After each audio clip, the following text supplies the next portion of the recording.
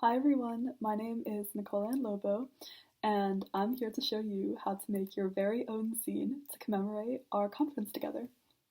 So all you really are going to need to make a zine is one piece of paper, a pair of scissors, and a single writing utensil. But before we even get into that, you might be wondering what a zine is. And basically zines are short for fanzine or magazine, and it's a DIY subculture publication that is rooted in self-expression and creativity, and is often used to share knowledge or experiences with other people in a fundamentally anti-capitalist and anti-establishment way. And zines sort of have a really long history, but within the United States, they were very popular in the 1930s among science fiction writers, and then again in the 1990s when feminists within the punk movement began to use zines to share radical ideas. And the great thing about zines is that, like I said earlier, you really need very little to actually make one, but they're a great way to sort of like put the way you're feeling, thoughts that you're having, ideas you've had, um, onto a piece of paper and into an object that you can then bring with you and keep with you to sort of like commemorate this moment. So with that being said, I'm going to give you a couple minutes to gather all the materials that you might need.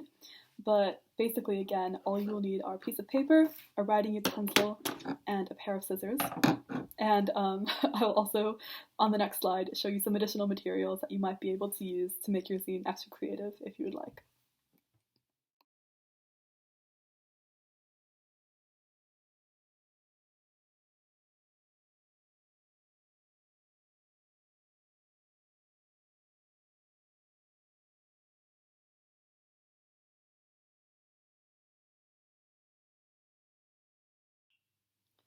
When it comes to making zines, I also really like to set the atmosphere to maximize my creativity.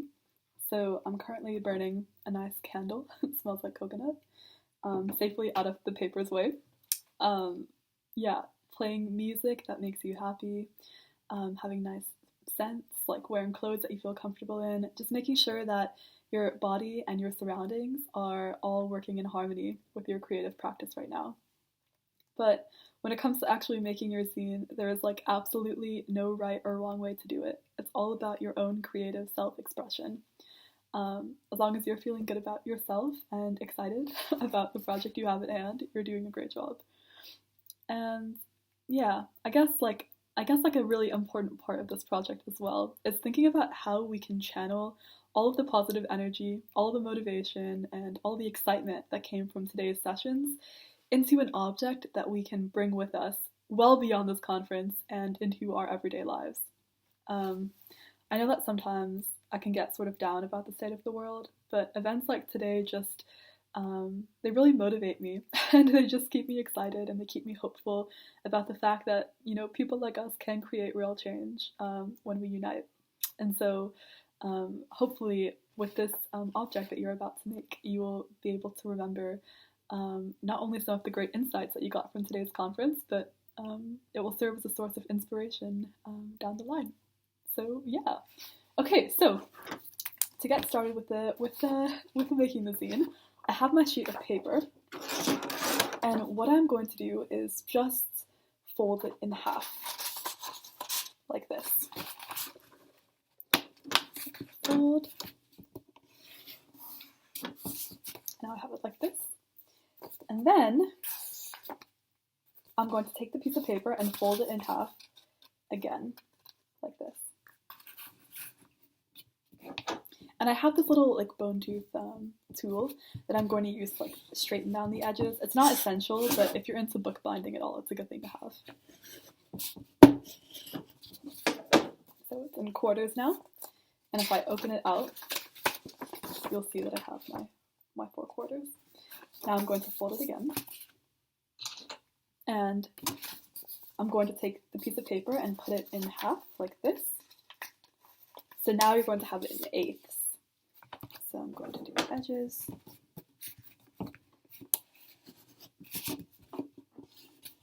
Great. And if I open it up, it looks like this. And this is like basically the most handwork you're going to do in creating the zine. So now that you have your quarters, what you're going to do is now fold it in half again, right? And so you have, this is the folded edge and this is the open edge. And you're going to make sure the folded edge is up. So it's like this. And then take your scissors and very carefully just cut along the folded edge, like so.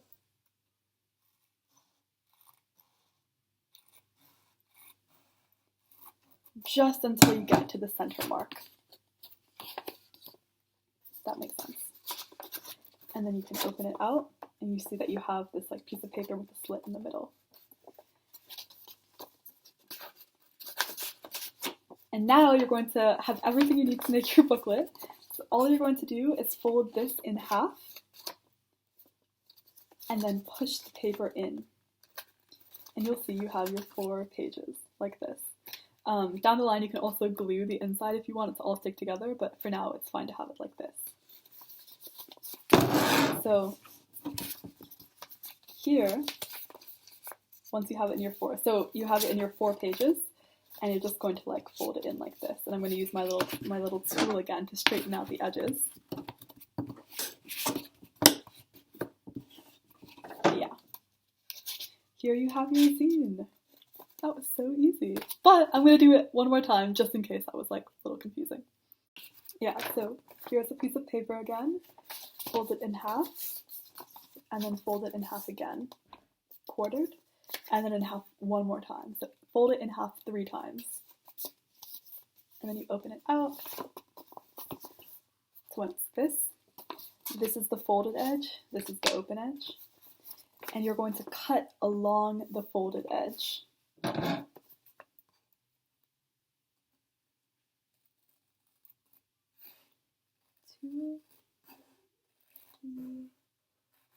Just until you get into this. So you don't want to cut all the way. You just want to cut into the halfway mark there. And then you're going to open it out, fold it in half, and then push the pages to the center. And you can see the 4 pages. And I'm going to use my little tool to just straighten out the edges to make sure I have like really crisp, nice pages folded.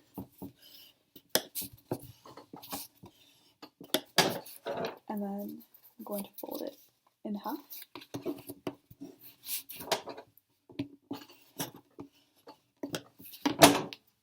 And I've got my zine. Second zine.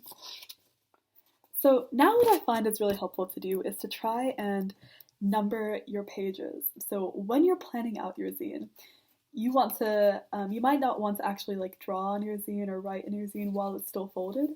So one way around that I found is to number the pages. So here I've already written the page numbers, but you have this as your cover, so you can always write a little C in the corner. Then I'm going to put page 1 in the top corner. If I had a pencil, I would do this in a pencil and then erase it afterwards, but this is going to be a rough zine for me, so I'll do it in pen. So I've got 1, then 2, 3, 4, 5, and 6. And then I have my front cover and my back cover. And I think sort of where the spirit is calling me today is to include some paper that I marbled for my cover. So right here, some paper that I had marbled. And I'm going to use some glue or tape to attach this, like fold it and make it my cover. And then I can always add some words and designs later on, but at least I have that done. But now I want to plan out my interior 6 pages. What am I going to include here? And the way you might want to go about it is, if you went to several sessions today, you could try and divide 1 page per session that you went to. If there's a certain word or a theme that is staying with you at the end of the day, after all that you've experienced, maybe you can dedicate your entire zine to that concept. Or if you're in a more spiritual mood, sometimes I like to include prayers that I like or poems that I like on the pages of my zine, sort of words of inspiration. Um, Again, there's no right or wrong way to do it. It's all about doing what feels best and most comfortable for you. So I think that today I'm going to use a couple of the pages to talk about the sessions that I've attended. So I'm going to do one for Medicare for All, one on refugee justice, and one on eco-socialism. And then I think I'm going to also include a page with some questions for myself, questions for reflection. So if I get down in the future about the state of the world, I can look to these questions for ways to like find hope in my life. And then also a page with a prayer that I might like. So I'm going to think about what prayer I want to include, but those are going to be my options. And I might do a page about labor as well. But yeah, now that we've gotten some planning done, I'll give you some time to think through what your pages are going to incorporate. And while you're thinking through that, I'm going to put up some pictures of zines that I really like that other creators make. And there might be zines that you're interested in checking out down the line as well.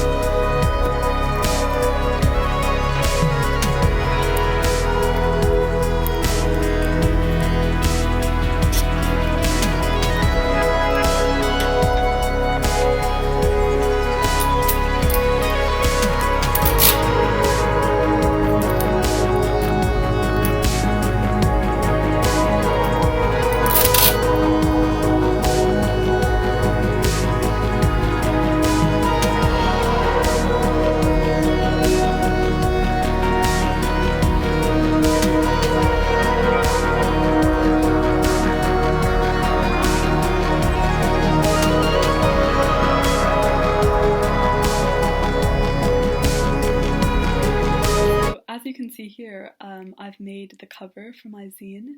I just drew the DSA Religious Socialism logo and collaged like the word religious. I'm going to add socialism under it using cuttings from magazines. And I think that's one of like the easiest ways to really add some texture to your zine is to like collage out letters and like paste them on. But yeah.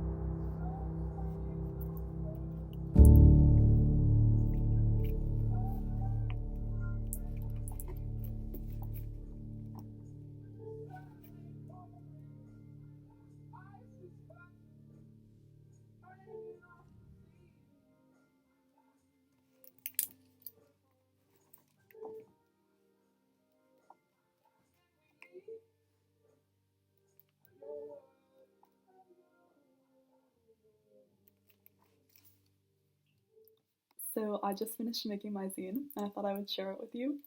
It didn't really turn out at all how I planned. Some of the things I thought I was going to write, I ended up not writing. But I really think that that's the beauty of making a zine. There are, again, no rules, and if you decide to change your mind or go with something else halfway through, it's totally okay. So, yeah, here's the cover, my little collage religious socialism with the DSA religious socialism logo that I drew. And then I wrote down the prayer of the farm workers' struggle, which Cesar Chavez wrote, and it's a prayer I really like. And then I was thinking about, immigration justice, so wrote "No one is illegal," and then illustrated it with this little cutout from a magazine. Then I sort of did like a climate-ish page where I found like articles about climate change and just did some cuttings and felt like the colors were something that that really resonated with the way I was feeling. And then I wrote down this little quote from Dorothy Day, which is something that I think about quite often. God meant for things to be much easier than we have made them. I feel like that's quite apt, given some of what the conference's sessions have reminded us of today about creation and our role in it. And then on the final 2 pages, I kind of just wanted to think, moving forward, how will I find inspiration from this object, from the way I'm feeling right now, in times that I may not be as positive.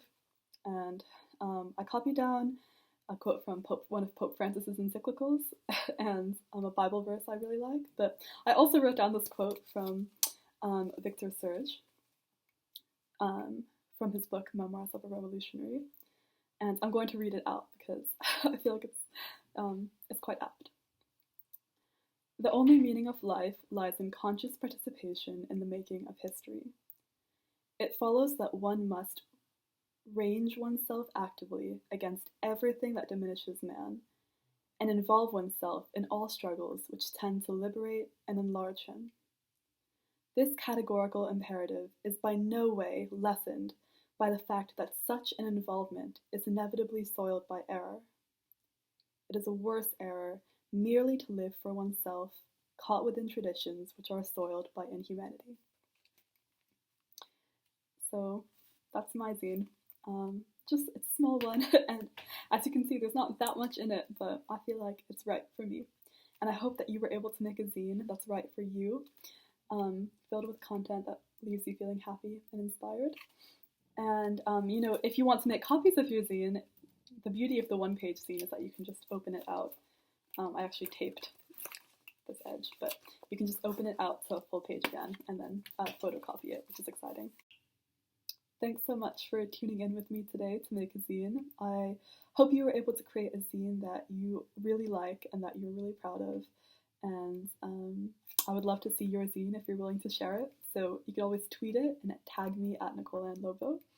But yeah, thank you for joining me, and I hope you enjoy the rest of the conference. And visit www.religioussocialism.org and solidarity.